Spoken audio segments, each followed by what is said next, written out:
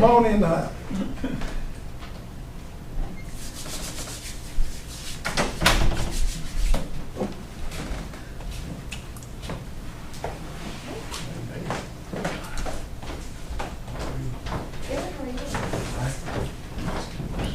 And we are live. Do we need to close that? Oh, yes. Thank you. Or does it need to be open? Code on. Yeah. Yeah.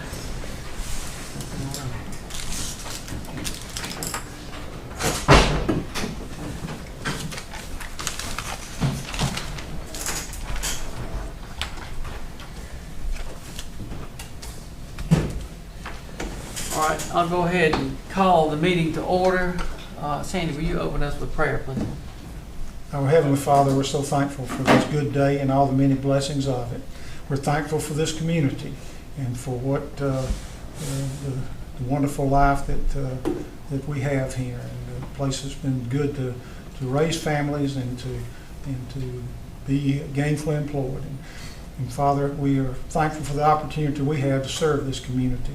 And we just pray that you would lead, guide, and direct us and to do the right thing for our community as we consider anything that comes before this board.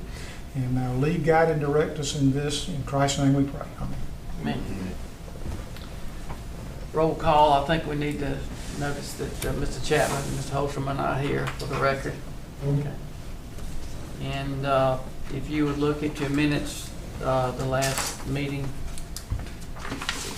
need a minute to look over them. They're right there, third page in. And after you reviewed them, if you would like to take a motion to approve them whenever you're ready.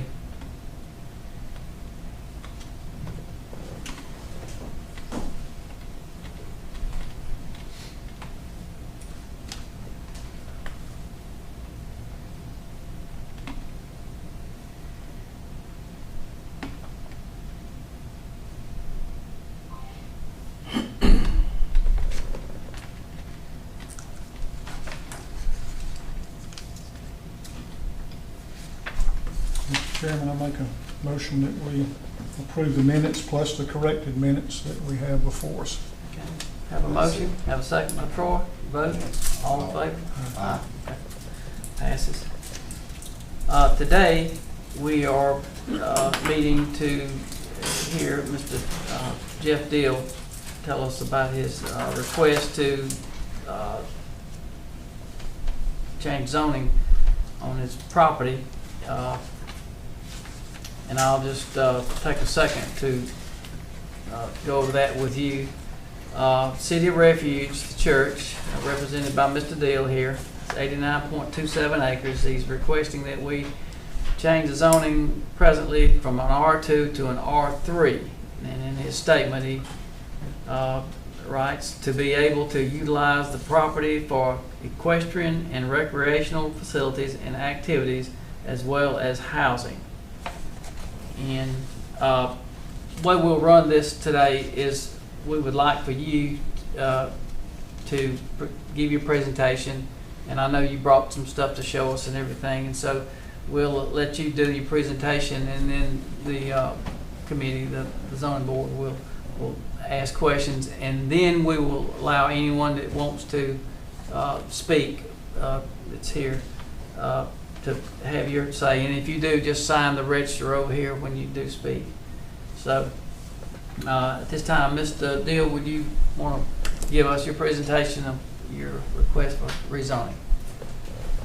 Yes, sir. Do the members have a copy of the site plan? I do. It's part of our packet, right? It's in the PowerPoint. Yeah. Like about the third from the end, I believe, in my packet. It's the schematic master plan. Is that what you're referring to, Mr. Deal? Yes. It would look like this. Right. Okay. Yeah, so my apologies for not being able to make the previous meeting, but I appreciate you having me in today. And we really present ourselves as a community asset. We've been doing good work in Thomaston, Upson County, in this area for about 8 years now. And 4 years ago, we were given control of the property, the church building, and that property by the Church of God denomination. So we don't own it. City of Refuge does not own it. It's still owned by the denomination. And although there is a small piece of it that borders the donated property, we're not able to tie that plan in with the church property because of ownership. But our plan for the donated property is to use it as a community asset to both give opportunity for us to use it through our programming that we already do, which by and large is with kids and with veterans groups, and to just expand what we're already doing by taking this fantastic tract of land that's just sitting there that, you know, if somebody doesn't do something with it, it's just grown over and whatever. And to put some implements on it that can help with our programming, but can also be used to bless other entities in the community, such as churches, sports teams, civic groups, and things like that. So that we would have a certain number of weeks a year set on the calendar that could be reserved by those kinds of groups to come in and to enjoy and to utilize the facility. And, you know, the kinds of things that are on the plan, the equestrian part of it is probably the biggest part in terms of facilities and in terms of the programming aspect. So that would be a barn with 12 stables. We're not talking about a huge outfit, but 12 stables with all the stuff that goes around that. So you would have an office in the barn, you would have a feed and tack storage area. We would have some round pens and a small covered arena type thing where we could actually do the activities under roof with the groups that come in. And then establish some riding trails around the property that would go from where it sits on the plan down and around, away from the residential area and away from the business areas. So there's plenty of land there to do that with. We understand that the law would allow us to put one horse on the property per 2 acres, regardless of, we can do that on the zoning we have now. But we will never have, you know, and of course I know a lot of this is some of the feedback we've gotten as we've moved through this process is, well, you can say you're going to do this, but who knows what you're really going to do. And I really don't have an answer for that. I mean, you know, in these situations, you guys, I'm sure, have tons of experience in dealing with it. There's no way to nail everything down in concrete in advance of implementing a plan. There's a certain level of trust. We are a ministry, we are a church, we are an outreach organization. We have been in Thomaston for 8 years with a track record of doing good stuff in the community.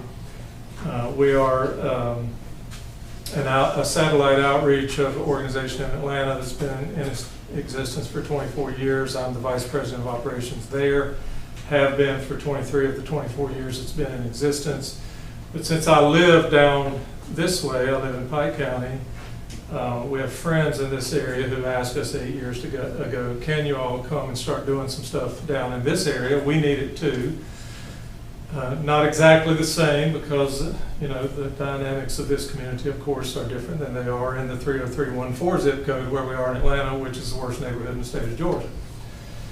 And so we did, and we have walked that journey with them, and we've done a variety of different things. Basically, we focus on kids, we have a veterans program, and we do assistance for needy families, and that can look like helping kids with supplies and clothes and things to get back in school. We do an after-school tutoring program, we do a mentoring program, we do a full 9 weeks of summer day camp for kids. And we bless their families in practical ways as those needs arise and as the resources we have allow us to do that. And with the veterans so far, it's been that we participate in retreats that happen in other locations, all the way down in Florida even, where the groups will go to location for the retreat, and then our folks show up to, because we have people who are connected with us here who are experts in the equestrian world. So we have horse people who are able to use their skills and their experience to reach out in that way. And so, we're doing that now. We see with a vision that we could use this piece of property to expand greatly, those kinds of things.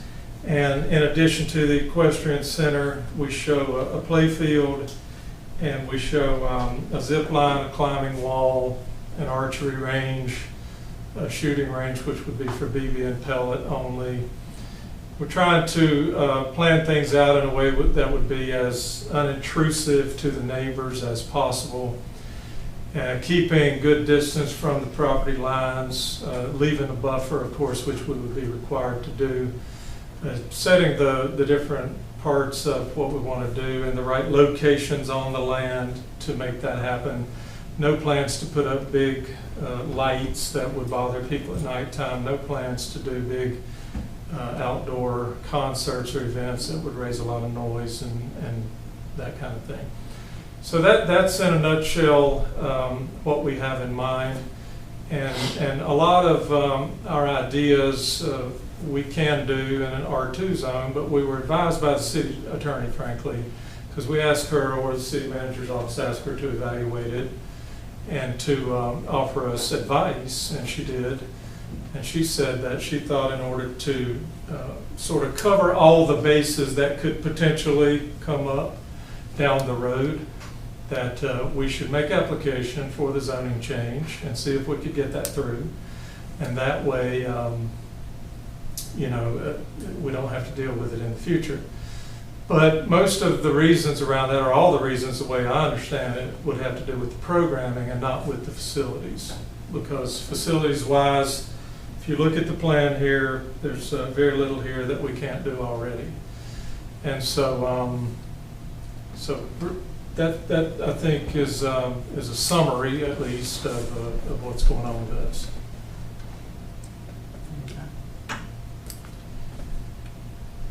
All right, so we'll question. Mr. Chairman, you answered, but I'd like a little more clarification. The question I was about to ask is why you needed an R3 to do this. Yeah. And maybe I'm asking the wrong person. I mean, as I read the zoning ordinances there, looks like to me you can do this. Yeah. Well, a little more on what she said was around the programming aspect. She said the nature of some of it is therapeutic in nature. It's rehabilitative in nature. And so, as you know, you're the zoning people, the difference between R2 and R3 is about three things.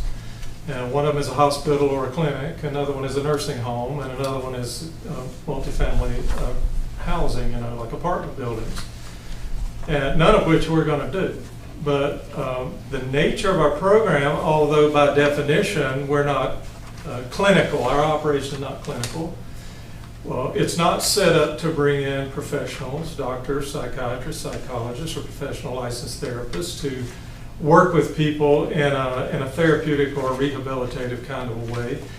But it does, I'll be the first to say that just the nature of it is therapeutic. I'm a horse owner, I own a small farm in Pike County. And if you bring folks out to your place and spend an afternoon in that environment doing that, there's some therapy to it. Okay, we admit that fully and full transparency on that. But we're not a clinic and we're not psychologists. We're just here to provide opportunities for people who may benefit from coming to this kind of environment and hanging out with us and enjoying the things that we have to offer. But again, according to the city attorney, let's try for this and see if we could push it through, because that will cover potential things that might arise in the future. That's the way I understood her to say it. Did that answer your question? I mean, Need to another one. it leads to other questions in my mind. Mr. Bobby, could you comment on where this stands as far as I mean, as I look at R3, I don't see that it adds anything that they need. I'd rather her answer that if that's what advice she gives them, I mean, instead of me, because I'm read the ordinance like you do. Yeah. There's only 2 residences on your master plan, is that right? Yes. So you don't foresee building overnight facilities for people or anything? I mean, that's not part of your plan? No, And- absolutely not. We plan to put a director's home there that will serve as the director of City of Refuge South, the big picture, that's operations at the church and on the land, and a caretaker cottage, which is something you obviously need on a place like that with those kinds of things. I've got a question for you. You mentioned a minute ago that the denomination owns the church, the Yes. building. Will the denomination have any ownership in the 89? They will not. They will not. No, the 89 acres was donated to City of Refuge, which is a separate 501c3 nonprofit from the church. And I'm an ordained minister in the Church of God, okay? So that was good because in order for them to turn over control of the property to us without giving it to us, they still have to have a licensed minister with their denomination there. And I was and am, so fine. But the donation of the property happened by the donor to City of Refuge. And that was because of his connection with City of Refuge, and he has no connection with the Church of God. And because we had started a City of Refuge operation down here and had been going for several years, and he had bought this tract of land maybe 8-10 years ago when the prices were very low as an investment. He bought a few around the state of Georgia. He's from Thomasville, Georgia, but he bought a few around. And so when my son, who works for us full-time here, realized that land was back there, he came to me and said, "Hey, did you know this is back here?" I said, "No, I didn't know what was behind the Walmart Plaza." And he told me about it. He said, "I'm curious about it because there is a for sale sign on the gate, but you can't find it for sale anywhere online." I said, "Well, dig around, see if you can find out who owns it and ask them what their intention is. Let's just go from there." And this was probably 2.5 years ago. So he found the owner, gave him a call. He asked him, "What's your intention?" And he said, "Well, I've sold just about everything else I had, but I just decided to hold on to this until its highest and best use was revealed." And my son's answer to that was, "Well, here we are." And so we carried on that conversation. COVID slowed everything down. The conversation went on for about a year. And then in November of last year, he called me and he said, "I'm ready to donate the property." So on the 20th of November, we closed on it. And so City of Refuge owns it. Church of God has no ownership in it. Okay. All right. So the church is actually in name what? Is it the Church of God still, or is it City of Refuge? Because that's on your sign. I thought. Yeah, it's City of Refuge. It's just that the property is still, well, Church of God still has us on their books as a congregation. That's really because I'm a Church of God pastor and it's Church of God, I'm a Church of God minister and it's a Church of God owned property. So officially that they have to have it that way.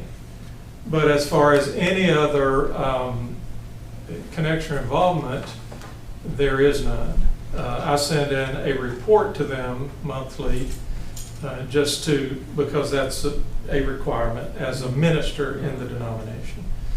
And there is no problem between us. That's not, Okay. well, it's the church you was answered the question. Now. the church was dying.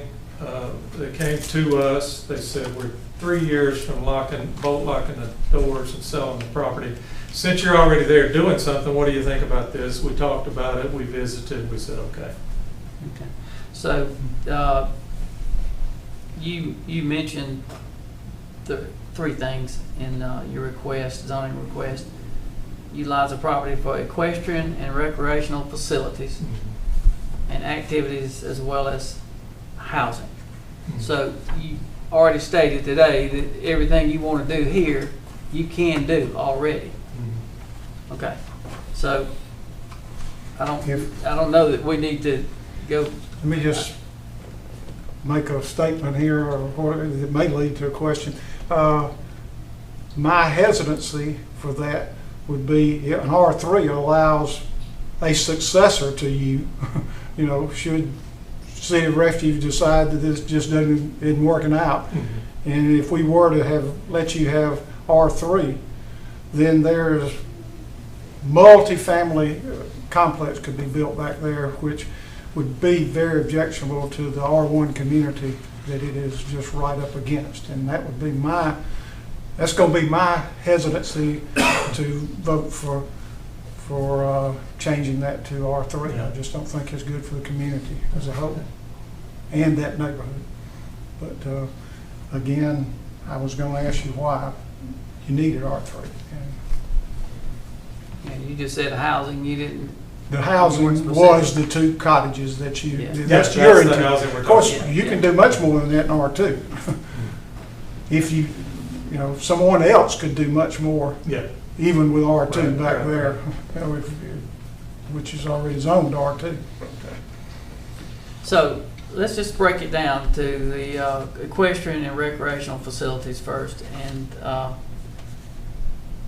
we were looking at the map here, and there are recreational facilities in R2 and in M2. I think the Civic Center And M1. in M1, and then the Silvertown Ballpark is M1, and then I think Weaver Park and the football field are R2. R2. So, I mean, we look at it as if you're safe in building what you want, the soccer field, the archery range, the zip line, and the barn and all that kind of, we feel like, you know, you're safe there. Now, the discussion you had with the city attorney, we don't know. We have no idea, right. you know, where that, you know, originated or why you would go there. I understand what you said. I heard what you said. And then on the housing, you are capable and can build houses as you wish that you stated here today. So that's, you know, I don't want to get out there beyond what you've already said today. I want to stay right here where you are right here. So, I mean, seeing that, thinking about that, I think you're, so to speak, good to go on what you're going to do. Okay. And that's my thinking. Troy, question, comment? Me, right there still seem like all what you're able to do is capability right there with staying in the R2, R3. It just like Mr. Curtis was saying, you can do lots more with that. And what you ask for right now, you can, to me, is you can do that all right there with the R2. And for that community in that area there, you know, if we do the 3, you know, it's not going, it gonna hurt that area over there with the people, to me. In that neighborhood, they've been there for years, and the R2, you know, I just feel more that just staying with the R2. And that's just with me. Understand. Mr. Dale, Bobby Ellington, the city code enforcement officer, is here, and if you would like, we would ask Bobby if what I said, did I explain to the people here, to you, Mr. Dale, what I understand about the zoning? He can do what he's asked to do. Well, let me just read out, Yeah, let Russell read, because he. Okay. my only question is you made mention to several facilities, right? Recreational, all of which are owned and operated by the public, i.e. the government. So the specific code section says public and semi-public recreation facilities. So the question would be how you define semi-public. Is it owned by the private entity and 100% open to the public, or is the selective nature of the availability of the facility kick you out of the semi-public definition? So maybe, we don't know what the intent is. Where is a semi-public, or where is a private recreational covered anywhere in the code? If the city wanted to contract with a facility, a No. private company. No, I meant though, if someone wanted to build a driving range, you know, a person wanted to build a driving range or something, could they do, where is it covered? I can't find it in our zoning ordinances. I can't find recreation other than R1, as you told us there about public and semi-public. Where else can you go? I mean, I don't see that R3 makes it any, allows you to do that, does it? Just by going from R2 to R3, doesn't mention a thing about recreation. Absolutely. The reality is a lot of these ordinances were written in 1967. You know? So anyway, there would be no benefit recreation-wise to fit that category just by going from R2 to R3, would it? No, because it's the same allowable use. Yeah, that's what. We don't solve that problem, the recreation problem, just by rezoning to R3. At least the way I read it. So I have a question, if I could. If I, as an individual, own a piece of property and it's in an R2 zoning, and I build a house there, and I want to build myself a basketball court with a fence around it, I can do that, right? A lot of them, Yeah. a lot of them been done through. If I want to put an archery range down in the bottom of my property, if I want to put a barn behind my house, I can do that. And so I had an attorney review the zoning laws, and the things that you're talking about, she pointed out, and she said the problem here is that there are no definitions. And so you say public or semi-public, but you don't define what that is. And so case law, and I'm not going to try to be a lawyer, but she says that almost always is going to go in favor of the landowner when you have no definitions. So, and I'm not saying that to try to throw out any, anything. I'm just saying that that one of my goals in walking through the process, because I've been tempted to walk away from the process, and but one of my goals in continuing to walk through it was to hear somebody who knows, somebody on a zoning commission, somebody to say, this is what you can do with what you already have, definitively. And so anyway, it's good to be hearing at least that we probably can do most of what we want to do already. That's just, what I said was just an opinion of a unpaid volunteer zoning board member there. Don't take what I had to say. But I'm trying to look at our ordinances, and I see no reason for you to change it. Russell? To Mr. Deal's comment, I think you would look at the intent. If I build a basketball goal in a residential neighborhood, the intent is for my family to use it. If I'm bringing in people from other counties to my house to play basketball, does that fit the intent of a residential zoning district? Who knows? Well, That's what we'd like to know. my first thought on that is that I own a small farm in Pike County with horses, and have had groups up to 70 and 80 people at my house to ride horses. So you can have an intent, because most of the time it's going to be for me and my family. But who's to say I can't bring a group from my church out for a day on my place?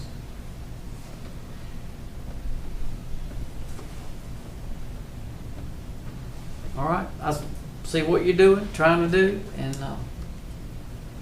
what we would like to do now is, unless you want to make another comment, we're going to ask anybody that would like to speak, and then we'll have another discussion and possibly final vote. I think that's all I had to say. Okay, yes, sir. Anybody here want to make a comment?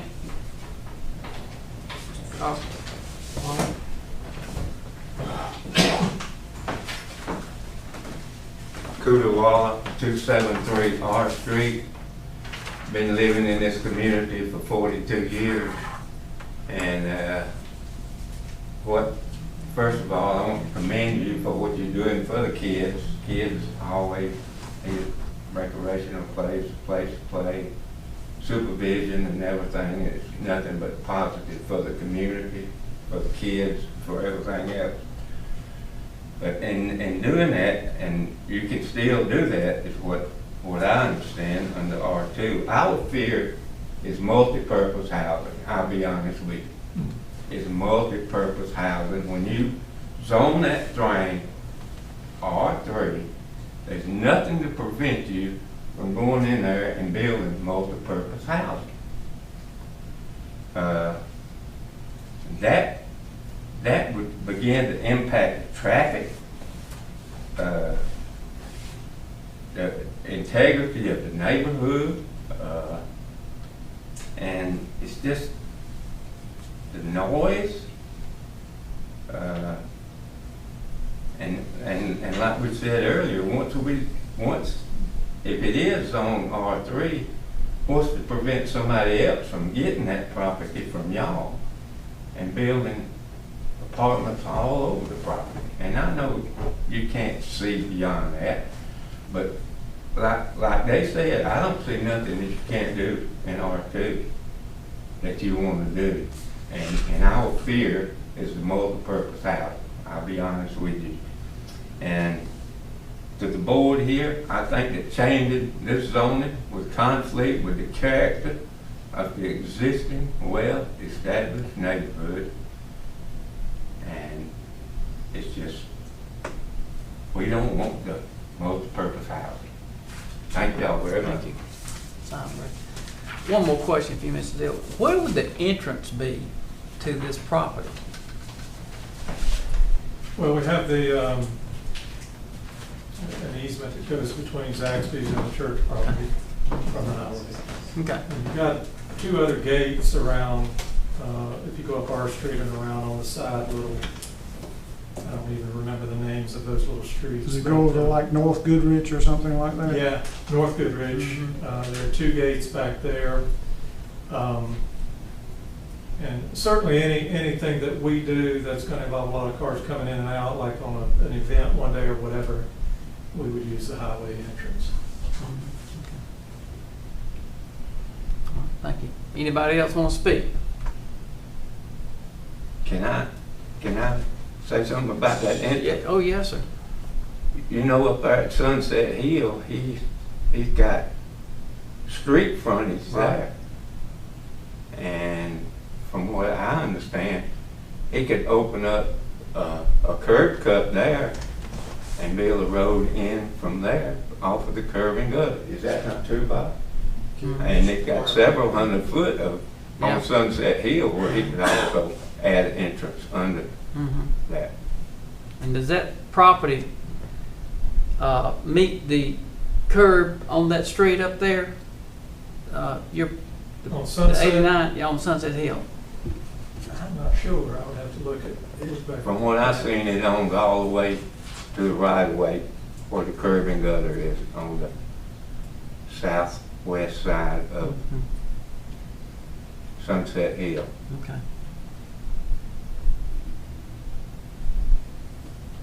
There's a street between the church property and Zaxby's, and it's already got a sign that says Silvertown Street.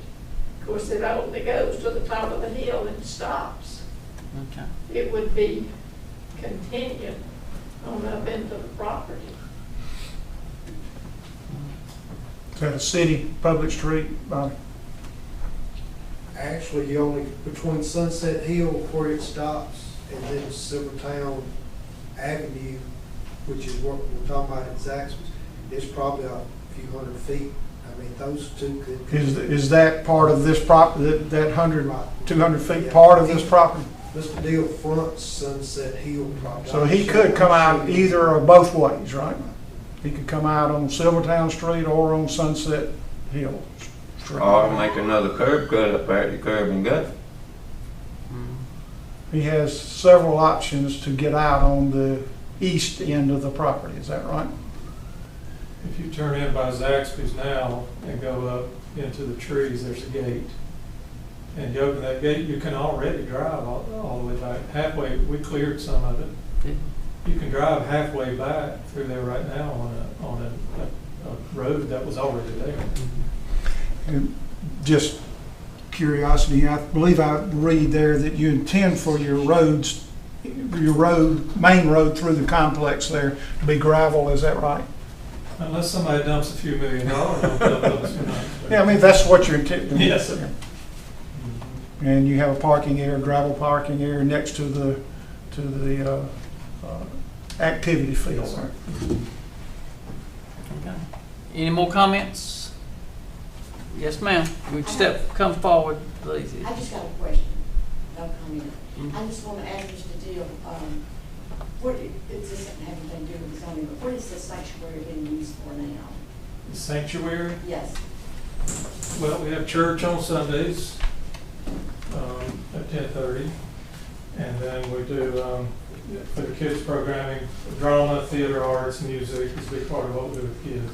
So they use the sanctuary. We've completely remodeled that sanctuary from what it was in the old church. Tore out the stage, rebuilt a new stage. That's conducive to that. Put in new lighting, sound system, and everything. And we'll have nice dinners there sometimes to bring folks in and introduce them to what we're doing. We did a community luncheon a few weeks ago on Friday afternoon.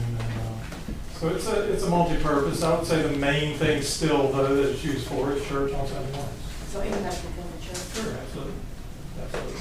And it's a church of God? It's an independent congregation. That was just a curious question. Thank you. Anybody else? You feel satisfied? I have no further questions Okay. myself. You think? Well, at this time, I'll call for a motion if somebody would like to make one. I'd like to make a motion that we deny the request to R3 and recommend to the mayor and council that the request to R3 be denied. And my reasoning being that it opens it up to in the future to things that just is not good for the community and the local neighborhood there.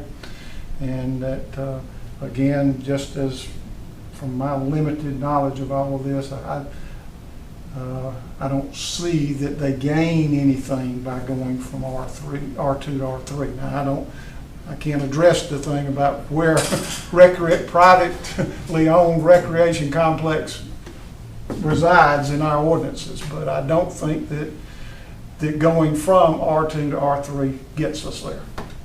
So Okay. that's my All right. motion. So I says we have a motion to deny the request for the change from R2 to R3. Okay, with that we send this up the line to the city council. Okay. Well, I have a second. Okay, let's vote. All in favor? Aye. Aye. I'll vote on that one too. All right. So you have the decision of the zoning board. So we thank you for coming in and wish you well. I see what you're trying to do, and I think it's a worthy cause. Thank you. Okay, wish you a lot of luck. Thank you all very much. Okay, thank you. Is there any other business that needs to come before the zoning board at this time? Okay. Oasis? Okay, well then I'll ask for a motion to adjourn the meeting. I make a motion that the meeting be adjourned. I Have a motion, a I'll second, second. and a vote. Let's vote on that too. Aye. Okay. Meeting adjourned. Thank you all for coming. Mr. Chairman, Sir. just for your foreknowledge, the city council has commissioned a consultant to totally revamp and rewrite the entire zoning ordinance. And I anticipate that we will have a copy for your review in probably 2 weeks. It would be wonderful. Good. We have run into, not extremely often, but we have run into situations in recent years that just, the ordinance just doesn't address, you know. And we may still not learn everything we need to, but, you know, in the event that it's on, you know, in black and white, then at least we'll have a reference. So, but thank you for I guess, I getting to hope that. our city officials can understand why I was kind of, I mean, I just couldn't find a place, a way to, not trying to buck anybody, but I just don't, you know, by going by our ordinances, I just couldn't see where we gained anything by going from R2 to R3 with what they were wanting to do. And then the plan is, I guess, if he wants to take this to the next degree, then he comes to the city council with a site plan, and then you give him permission to do whatever he needs to do, right, Russell? Is that how it works? They have the right to appeal our decision to the mayor and council, right? Yes, so the mayor and council will have the opportunity to confirm the authorization of sent up from zoning board. They have the authority to reverse, or they can take your recommendations and attach special conditions to it, right? So to Mr. Waller's point, it could be an R3 with the condition that we're gonna preclude these additional uses as part of the zoning. Well, you know, at the last meeting, I floated the idea of conditional, but the neighborhood didn't seem to like that idea, so. Well, what we discussed last week about the trash dump and all that, will him doing what he wants to do now, will the EPA have to pass something, or is it just housing? Well, that's not in our department. I know, but y'all know. Yeah, oh yeah, I mean, Mr. Russell would be able to tell you more about what's That's gotta what- happen, and Bobby can tell you more about what's gotta And that'd happen. be his little red wagon, and I just wondered. that's what I was trying to tell you. Even if he does what he can do in R2, I think he's got to come to the council for permission, right? Or to you, Bobby, for permission, or to you, Russell, and They still got to get the permits. Lay it out, yeah. Obviously, so what I have to digest. That's Land disturbance. 89 acres, he's got to get a site plan, and it's got to be approved for council and soil conservation. And if he does approve it before, wants to come before the council, It has to go before the council. will that place be advertised with some signs It'll be and posted. everything else? Yeah, we'll put the sign up after today on Mhm. the property, so, you know, it'll advertise for the next council. And I'll put the sign. Bobby, while we're on this subject, I mentioned before, the last sign I saw was a small sign out, and that was down on Gordon Street, and I just asked that the city come up with something a little bit bigger, because we used to have them, you know, have the date on there and everything, so I don't know that it wouldn't help the community to see these signs and not just find out about it, you know, by word of mouth, if they could see it in the area where they want to be rezoned. What I'll do, I'll put one up on Silvertown Avenue. I'll put up one right there at the Sunset Hill entrance. A bigger sign, a good Yes. size sign? Okay, good. Yeah, I think that's fair to, you know, for everybody. Okay. All right. Anybody? Meeting's adjourned, so we thank you for coming.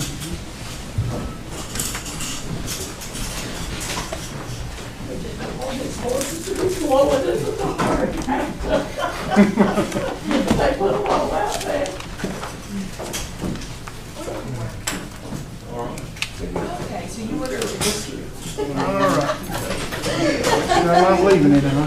You I know get all it. over that? Good job. I tell you what, thank you. Do they left your candy? Did they leave those? I ate my candy. I seen it. 4 days.